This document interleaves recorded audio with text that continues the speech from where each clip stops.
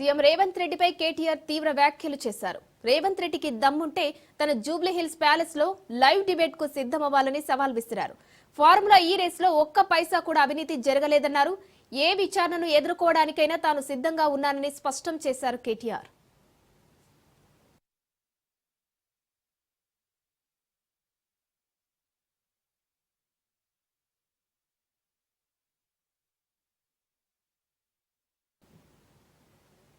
CM Revanth రెడ్డిపై కేటీఆర్ తీవ్ర వ్యాఖ్యలు చేశారు. రేవంత్ రెడ్డికి దమ్ముంటే తన జూబ్లీ హిల్స్ ప్యాలెస్ లో లైవ్ డిబేట్ కు సిద్ధమవ్వాలని సవాల్ విసిరారు.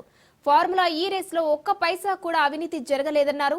ఏ విచారణను ఎదుర్కోవడానికైనా తాను సిద్ధంగా ఉన్నానని స్పష్టం చేశారు కేటీఆర్.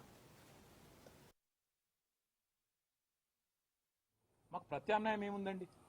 అసెంబ్లీ సమావేశాలు జరుగుతున్నాయి, మేము అడిగినాం చర్చ పెట్టు అసెంబ్లీలో అని.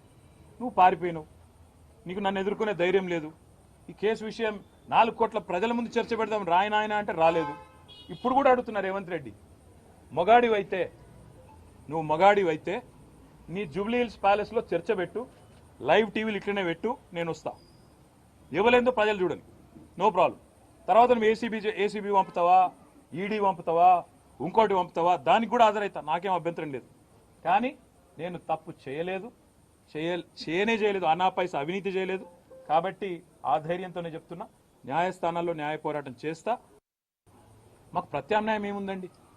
అసెంబ్లీ సమావేశాలు జరుగుతున్నాయి, మేము అడిగినాం చర్చ పెట్టు అసెంబ్లీలో అని. నువ్వు పారిపోయినావు,